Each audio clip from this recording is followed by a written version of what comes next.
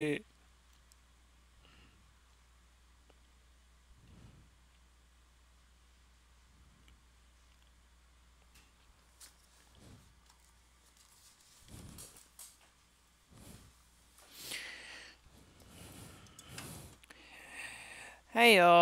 it's me again. I'm currently waiting to get the oil delivered. That's why I'm doing this now. Otherwise, I would be sleeping.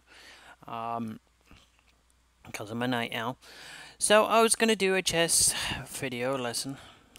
Thankfully, it happened where I was if you saw the last lesson I was doing is about being dependent on one piece.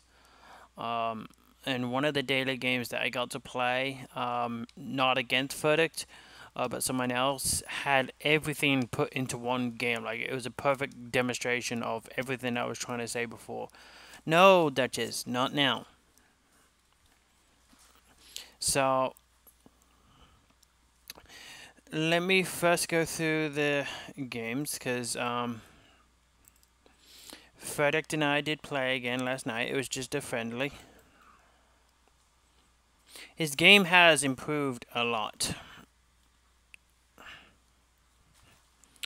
So let me, like every time he plays, he keeps getting better. So it's not going to be too long before he does beat me. So he knows my particular opening. So he's learning how to defend against it. And that is a perfectly good one way of doing it. Trouble is, that was, I leave that pawn hanging for a reason to draw you pieces out. The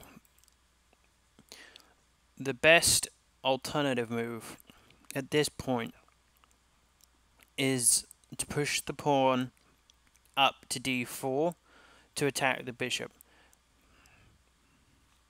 Normally, they do that anyway. I mean, instead of moving the queen, the best way is just push the pawn forward because then you have the knight and the queen attacking that square. But he knows what I was going to do, so that's why he put the queen to e2. But I do have a primary rule that you don't leave your queen in front of your king for more than one move. It is just dangerous and it invites so much danger, and you're about to see why. So I do my normal. Bishop takes, but because he moved the queen, he can just take. He can still castle. No, I didn't take the pawn back straight away. I got the king out of the center and castled this time. Now I take the pawn.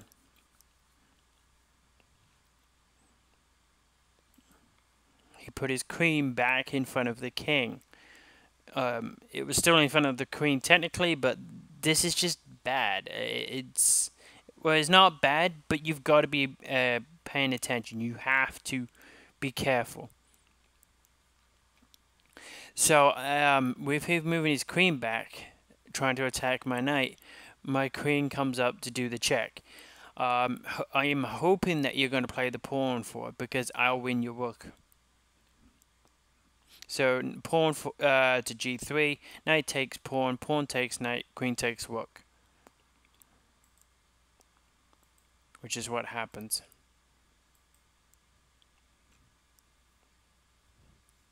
So I get 6 pawns. So don't forget, I sacrifice 3 pawns, and I lose a knight for a rook and a pawn. So I lose 3. I lost another 3 right there, 6. So 5 plus 1 is 6, and I break out even. So that I'm now a pawn up 2 for some reason. But yeah, that's... So, that's the main reason why I do that. Is just because now I have the position, I have the play, I have the momentum, and now I'm winning on pawns. So he tries to attack at least, but he forgot about the knight. and now he's starting to retreat. You don't win by retreating. Um, Keep in mind, this is still very dangerous. The queen in front of the king, and I attempted to give so many warning shots. Like the rook is going to come to e8. Give me a chance, and it will go there. And that was an obvious move as an intent move because now the bishop is protecting the e8 square. But he unfortunately missed it and he decided to go after my queen.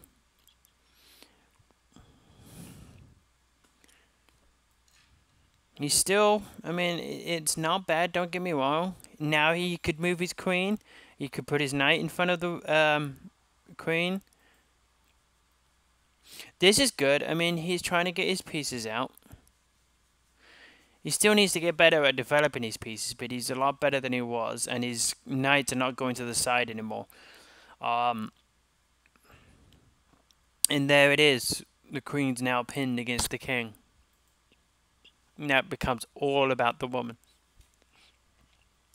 And guess what? Attack the pinned defeat. The knight is pinned, so you attack the pinned defeat. Pressure. Again, all about the potential attack. Yeah. I mean, there's not really much he could have done. He couldn't move the bishop because that's pinned. The knight's pinned. So it pins all over the place. Instead of just moving the pawn, perhaps he could have put the bishop to here. That way, oh, great! Now you see the end. But hang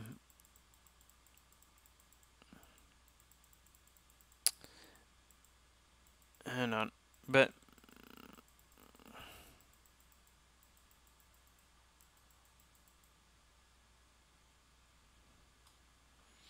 I mean, that is the better move would have been putting a bishop to e3.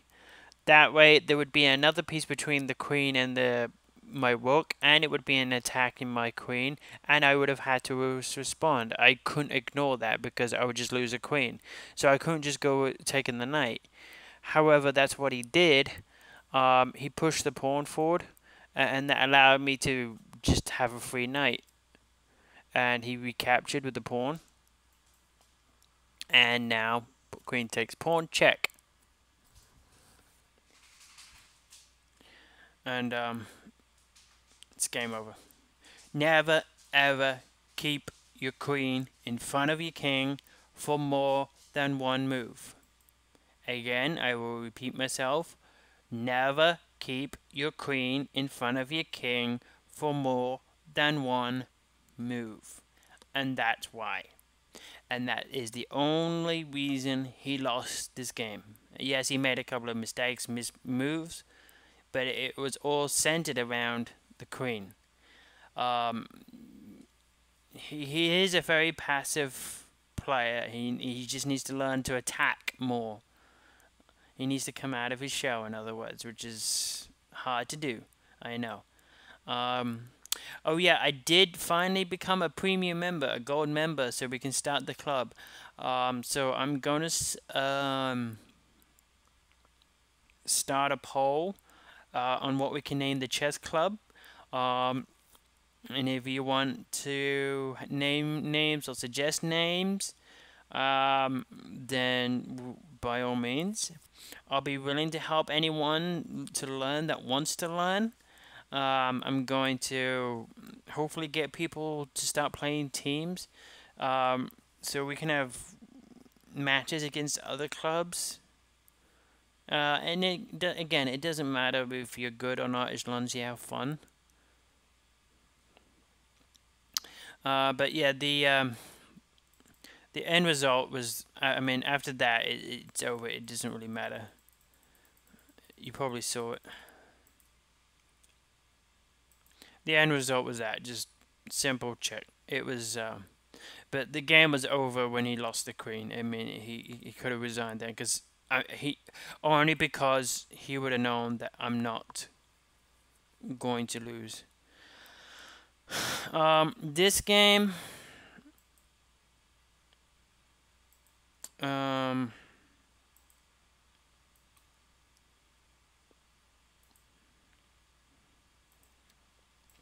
I played him twice. Once at each color. Um, Now back to my original lesson before about not resigning too early. Most people in the position that I was in would have probably resigned, but he made a mistake and it cost him the game, literally. He only made one mistake, and that was one mistake that all I needed. Otherwise, he should have and probably could have checkmated me. So, this is a game that was played earlier today. Again, I did my normal opening, but this time he was black was attacking. You cannot. The best defense is a good offense. If you sit back and try to defend against me, I will crush you. The only way that you have a chance of beating me is come at me. Um, and that's what black did here. And my attack was feeble, basically. In all sense of the word, I should have lost this game. I deserved to lose it. And yeah, and now because I messed up the opening kind of a little bit, um, it took a couple of extra moves, but the king has manually castled instead of automatic. King knight goes up there to check, and king's back in the center anyway. So the sacrifice was kind of lost at this point. There's not that much chaos. The king's already safely away, and the rook's in the center. So it turned out bad in the end. So now you got to be careful when you make a move that you don't make it. I mean, if you make a move, try and disguise your intent. This just telegraphs you can put the bishop right there, because the knight's here, and you're gonna come after my queen. So try not to make it too obvious. So that's why I went to h3. He brings his other knight out. Now I'm just trying to make an attack. Like, I'm trying to open up this file because my rook's on it. I control that. And now he's bringing his knight out. I take. Rook takes, which was interesting. And this is when my alarm bells were starting to go off, because I know that I'm in trouble here. I go after his knight. He takes a pawn. I have to take the pawn. And this, I was just thinking about going for the mate. Like, I was trying to disguise the checkmate. Like, push the pawn up, move the rook up, so it attacks the rook. He moves the rook, and then my knight queen goes up here to threaten the checkmate. But he would think I'm going after his knight. He moves the knight. I take the pawn, checkmate. You know, that's the premise of the idea. But suddenly his queen came out, and I'm like, oh dear. He's going to go bishop takes h3, and he has a threat of checkmate at g2. What am I going to do? I'm in trouble. And I go here. I'm thinking I can distract him maybe by the rook, but he was playing too good. Bishop takes pawn. And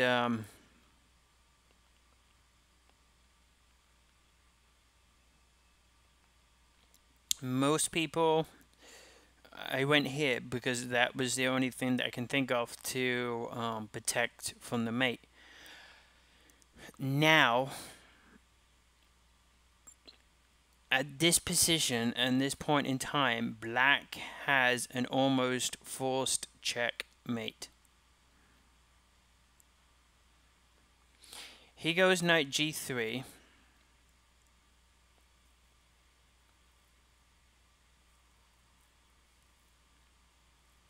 And then I did the mistake of going queen to f3. And it was at this point that he made the mistake, as you just seen. He moved the rook to f8, and queen takes f8, and that's checkmate. But I'll give you a couple of seconds. I'll give you a couple of minutes. Try to notice the checkmate for black. It's almost forced, but it is very, very, very, very sweet. But I saw the checkmate, but I didn't resign because I didn't think he was going to be able to do it. And he didn't. He made the mistake going f8. If I had resigned, I would have lost the opportunity of winning a game that I was going to lose. And I turned a loss into a win. That's the whole point of never resigning until you're like one move away from mate. So, do you see the checkmate? Alright, so black's first move is hit check. Oh, let me do the analyze.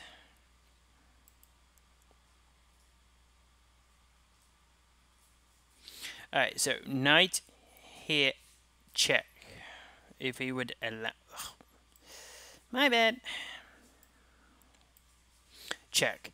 Queen can't take the knight because rook takes queen. That's just bad. King to the corner.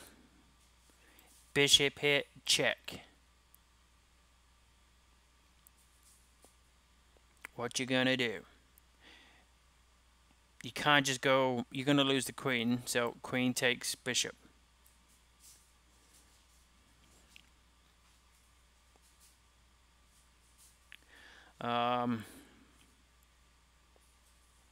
Queen here, check. Queen here to block, because that was forced.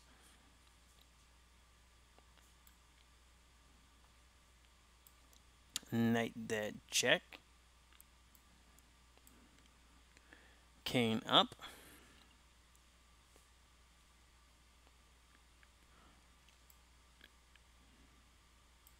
Check again. King has to go back in the corner.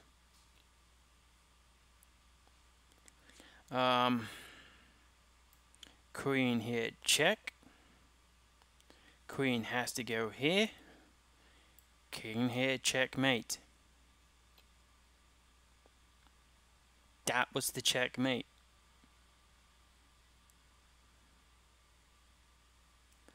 So black should have won. I should have lost this game. But he missed the mate. I didn't resign because I didn't think he would see that. He made the mistake. And I won. I won a game that I should have lost 100%. That was the checkmate. So the only alternative was instead of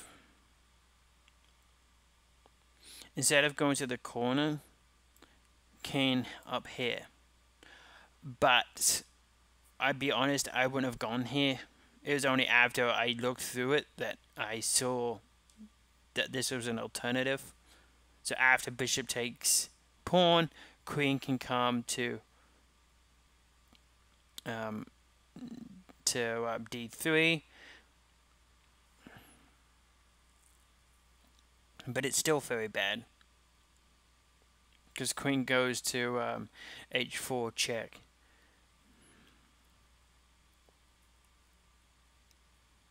Queen goes to h3. Bishop takes queen. No, I mean, king has to take bishop. But, you know, it's... No matter what, for white, this looks bad. It's almost game over time. But the whole premise of it is I would have never done that. To be honest, I would have gone straight into the corner where I thought it was safe. I missed that until I looked it. But that was the checkmate. Like, knight here. Again, I'll go through the checkmate again.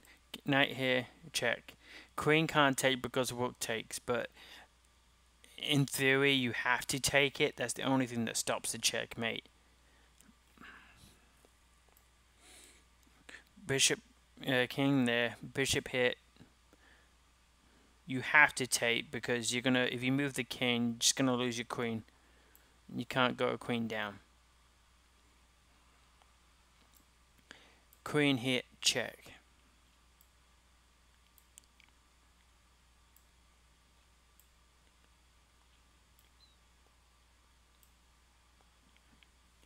Or even if the king goes there, check.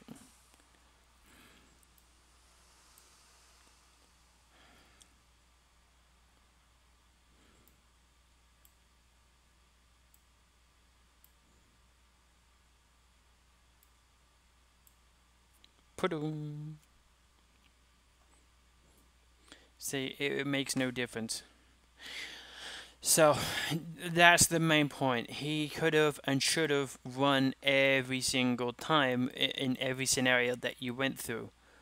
But because he went to rook f8, that's how you turn a loss into a victory. Now, this particular game, it was just recent, but this game will show you why you never move your queen too early and how weak your queen becomes as soon as you start moving early. Okay, so let's see, we got e4. I have the black. He did the center opening, so I couldn't do my normal typical opening, but he took back with a queen for whatever reason. Knight comes out. This is the perfect example of what not to do with your queen. Go forward and go back. It's completely pointless. So I'm now 2 pieces ahead while you're 0 because you've gone backwards. And now I'm doing my opening. Check. King out. Queen out. Check. My queen looks a hell of a lot stronger now.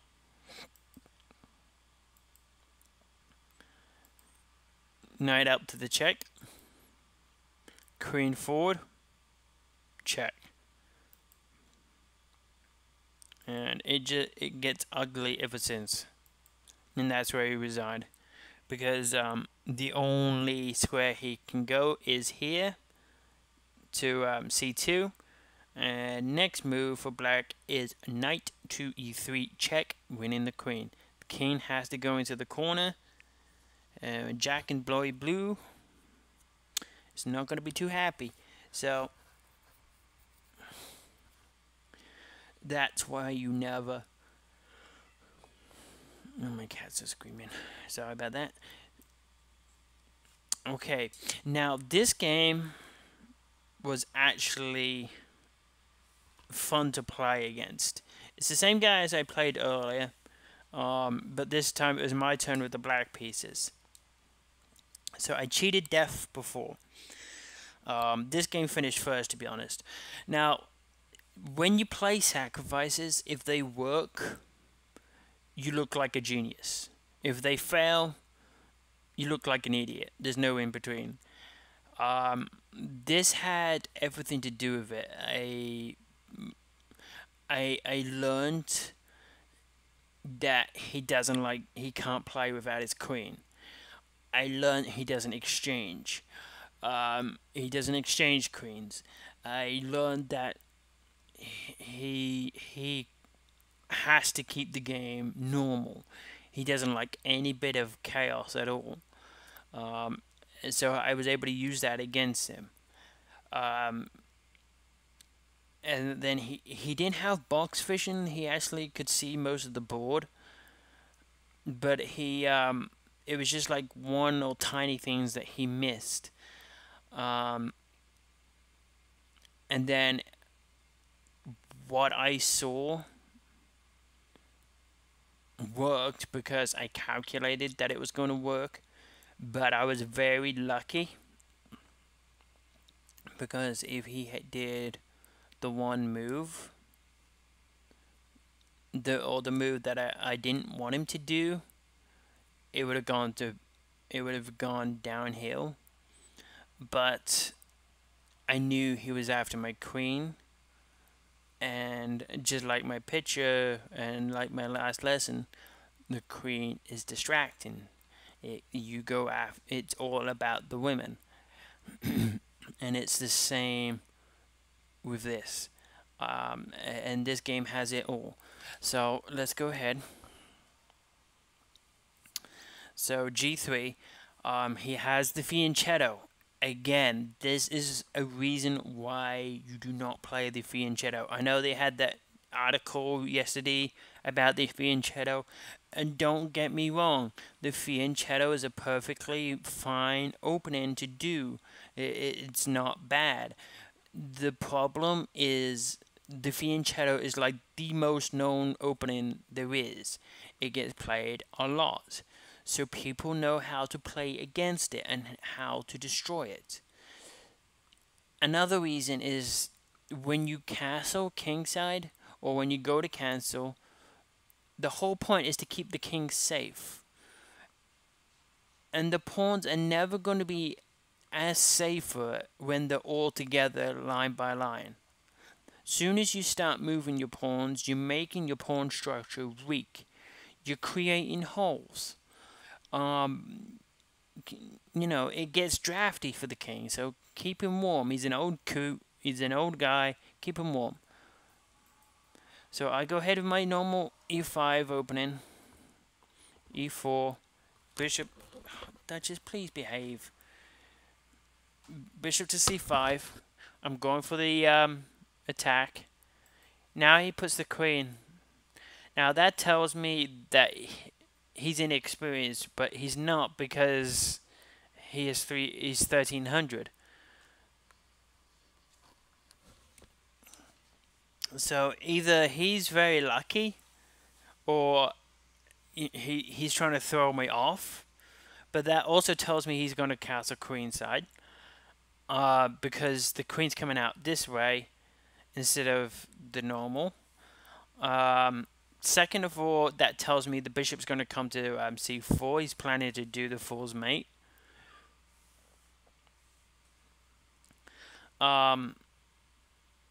Again, this goes back to what I say. Try and disguise your intent. When you make a move, don't telegraph what you're planning to do. This is a game that is... I keep saying it. It has everything. It has... The person who telegraphs, he advertises he doesn't like to share exchange queens. He can't play without queens, or he doesn't like to play without queens. So I knew if I won the queen, he probably would have resigned there and then. I mean, I could be wrong. I mean, before today, I never met him or played him. But so knight comes out, d3, which again tells me that the bishop's going to come out here. That also tells me he changed his mind, so perhaps he's saw sense. Also, if he did that, it would make the fianchetto absolutely pointless. So I go ahead and do d5. I knew he's coming to there with the bishop, and watch me win that bishop. Check. Queen takes. Knight. So I'm saying, let's exchange queens. Let's make this a guerrilla hand-to-hand combat fight. Let's get down and dirty. Take the queens out of the board and stick the knives into each other's back. I mean, what would probably happen is his king wouldn't be able to castle. My king won't be able to castle. But I have two pawns in the center. His is slightly open, but yeah, it would be messy. It would be an untidy game. So if he does anything else but exchange, that tells me he doesn't. That tells me you play a normal game. You cannot play unorthodox. You play by the book. So if you tell me that, then I know not to play by the book. I will throw everything out and play my style of chess. So that comes out. By doing that, he protects the bishop, though. So at least he didn't lose the bishop. So pawn comes forward to attack it, nullify the attack. For some reason, he decided to take, knight comes back and takes and protects that pawn. Now he brings his out, which is good. Yes, I did leave that pawn hanging, but I castled where I could and also gained control of this file with the f-file with the rook being on f8. When you have an open file, get a rook on there as fast as possible. If you control the board, that's more territory. That's worth a pawn. Pawn forward. Knight out. So I'm already challenging his authority on this knight. So he had to bring the knight out onto the side because the queen's blocking it, and that's the only way he could go. And I also know he's planning to castle queenside. He's made that obvious now. Pawn forward to support the pawn in the center. Now he castles. Normally, if you castle queenside, the immediate move after the king's going to go to b1 to protect his pawn. Otherwise, you leave yourself extremely exposed. I attack the knight. So now he has two pieces attacked. He has to decide which knight does he want to go. So he decides that one. Queen takes knight. And he puts this knight in the old one's place. So what do? Go forward. So 1, 2. My knight's moved only. Queen's only moved twice, and his knight's gone back to where it came. The other one came from, and taking advantage of what he's left behind. That queen, and now suddenly. So you see what I mean about disguising your move? Like I told you originally that when you cast a queenside, the immediate move next should be king to b1 because that pawn's exposed. I took back the knight. He came here to attack the knight. So my queen comes here, and you're thinking, oh, he's just attacking the knight. Oh, no, I'm not. Queen, pawn, bang. Threatening checkmate already. It suddenly becomes serious. And that's what I mean about hiding your moves. You don't want to make it obvious. If you hide your intent, you become that much more deadly. You cannot telegraph your moves openly because if you do, you'll get swept up easily. So he comes out with the queen, just basically to stop him from getting checkmated because there's no piece they can get between the king and the queen. Even if he pushes the pawn, it's just nasty. Duchess, no. So, what do? Does the queen go up to a1 and give check? Is that what you would do?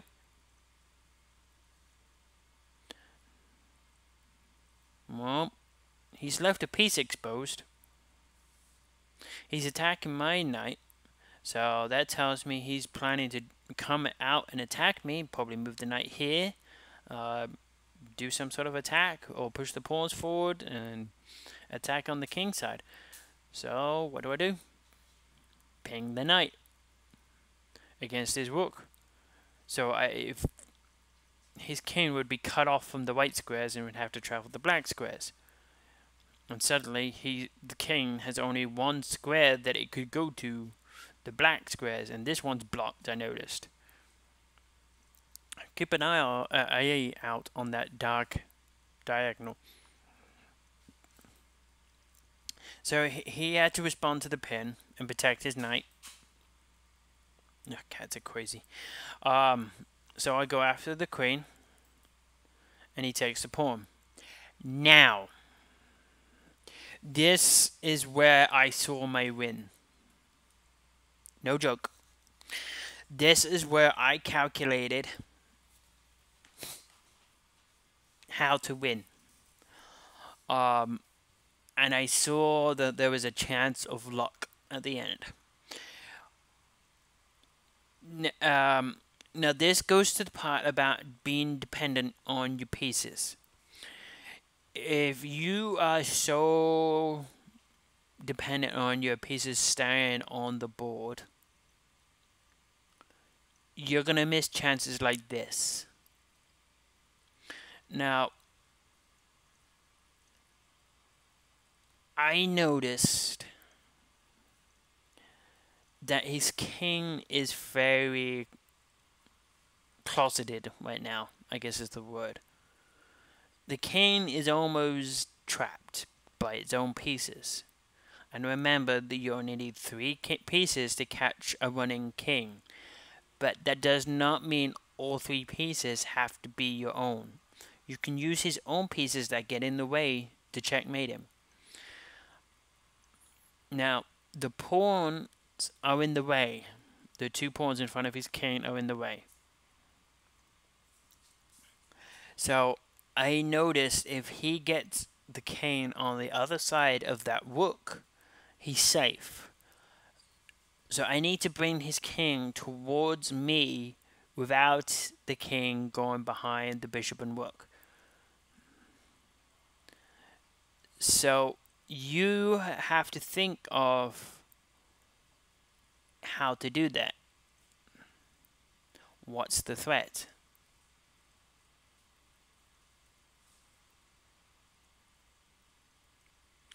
Well, moving the queen where it did is one. Knowing that if the king gets forced to go up and then checks, it would be checkmated because the king cannot go to e3 because the pawn is stuck. So if the king goes to, if somehow the king gets checked and then goes to e2, d2, sorry, the queen has to come here to stop it from going to e1 again because it would be still in check. The bishop and the rook and the knight are all in the way of the king. Three pieces. 1, 2, 3. To catch a running king. So, the things that are in the way is the queen and the pawn. So I do rook A to c8, challenge the queen. And you've got to be able and willing to pull the trigger on pieces. Now, don't forget, I already sacrificed the bishop. He's winning by a pawn. He's up a pawn. Now 2 pawns. Would you be able to pull the trigger at this point? Don't look at my moves. Just look at the board. Let me put this back over here so you can't see. Obviously, you now know what to do because you probably saw that, but if you can, and if you honestly can, look at the board and see if you see how to meet him. Because that's how you're going to learn. You've got to be able to shepherd the king towards your own pieces. Like you've got a perfect stairway to heaven right here. How can you manipulate the king to go in that way?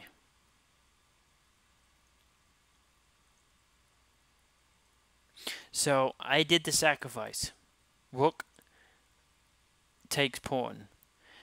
That means going a whole rook down. Well, 4 pawns, because I got a pawn for the rook. So I'm now 6 pawns behind. What next? Rook across, check. Because king can come forward and we're taking control of this file. Open file, get a rook on it. King comes here. How do we stop the king from going to there? Like I told you, queen, boom, check.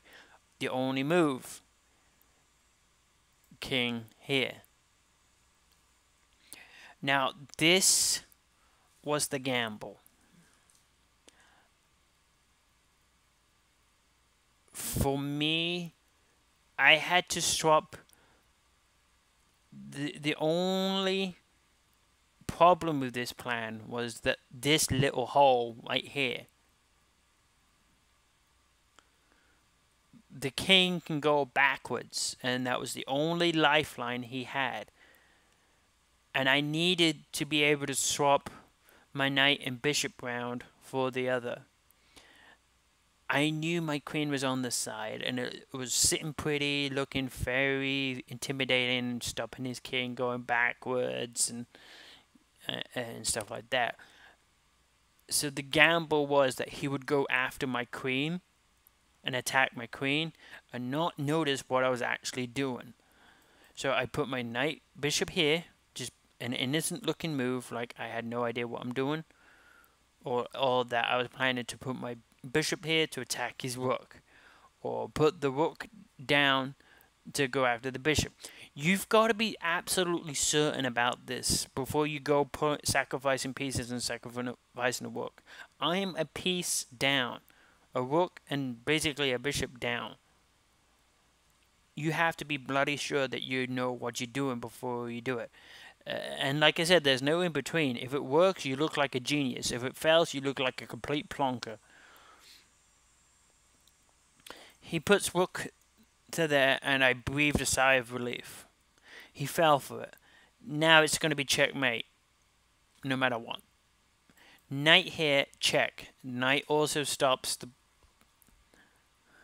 And I've swapped my pieces around. My bishop is here, and my knight's there.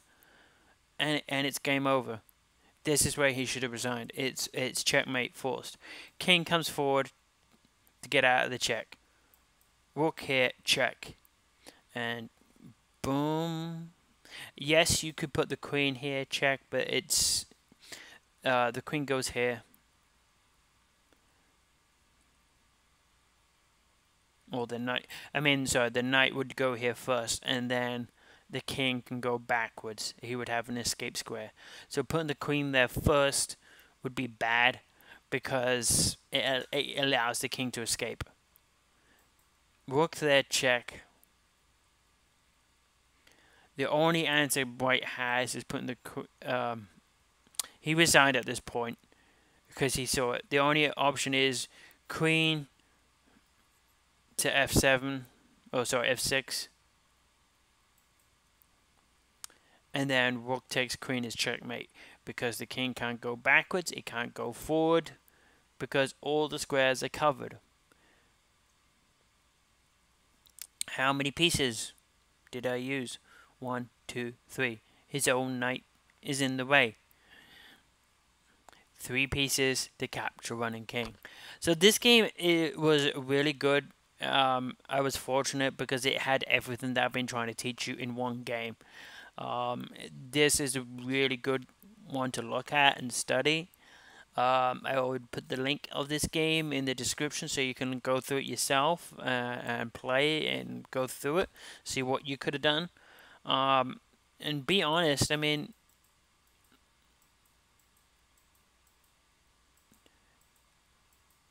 you've got to be able to notice at this point, you've got to be able to see that many moves ahead that you're going to win. And if you can, all the power to you. But again, if you're too dependent on your pieces, you're never going to be able to do it. You're always going to hold yourself back, and it's going to cost you. If I didn't want to if I was too attached to my rooks, I would never have done that, and I would have lost the game. Alright, so, I got my daily games playing. I got several daily games going on here. Oh, this looks familiar.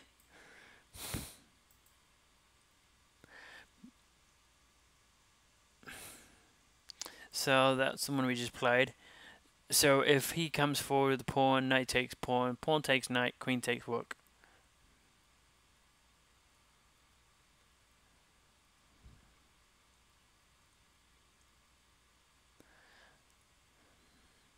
If the king comes forward, queen to f7 check, then I can start getting the other pieces out.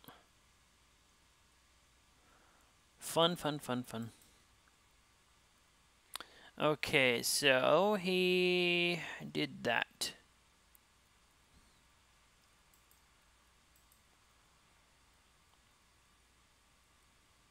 Yeah, I didn't get to do my normal opening. This guy stopped me. How dare he?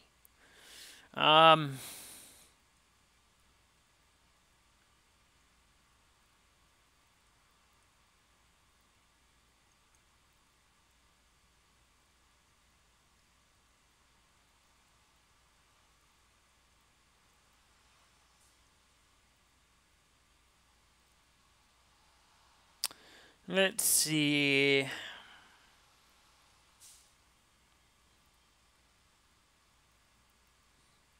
I'm gonna have to do what's called store castling and manually castle on the king side, I think. Because pawn's gonna take pawn, king takes pawn, whatever he does, and then bring the rook out, and then king back to where it would normally be, and just have a little gap here. I was thinking honestly about doing queenside castling, but I kind of want to take this with the bishop and not move my queen yet, just so I have the options. This bishop's pretty strong. His piece is doing jack shit right now, and the only open piece he has is his queen, which is about as strong as. The only problem is if I take the bishop with the pawn, queen takes pawn, and I just invite trouble on myself. So yeah, queen takes bishop, I'm afraid. Okay, so what did you do here? Oh, yes. No surprise there. So...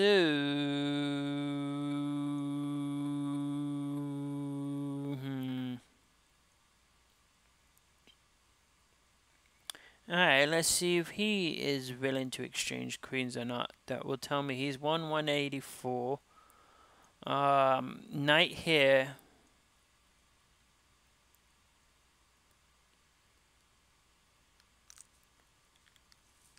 If knight takes pawn to threaten the queen. Pawn takes knight, I guess. That won't work. But if knight goes here, bishop takes queen, knight takes queen, pawn takes knight, bishop takes bishop, and my bishop's in the center, and I have a lot more stronger than his. If he takes my bishop back first, then I win his rook, so... Alright.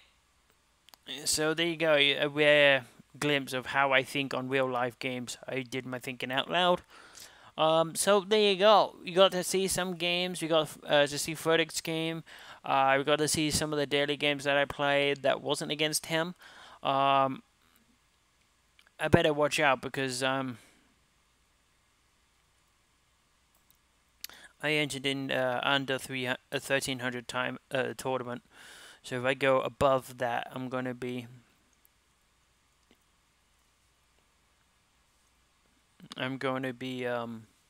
probably not qualified for that.